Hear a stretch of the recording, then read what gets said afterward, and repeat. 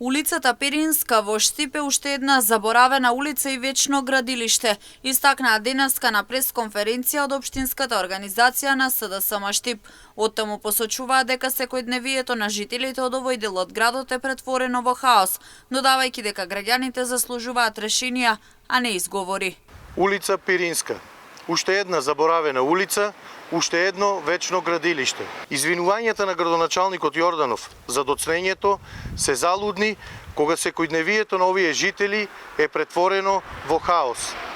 Борба со кал, со прашина, со отежнат пристап и со чувство дека се заборавени од локалната власт. Дали ова е резултат на неспособноста на Јорданов и ДПМН или се работи за уште еден предизборен трик, улицата намерно да се заврши непосредно пред избори. Граѓаните заслужуваат решенија, а не изговори. Многу улици, меѓу кои улицата Пиринска, се реконструираат како никогаш досега, вратија од општина Штип.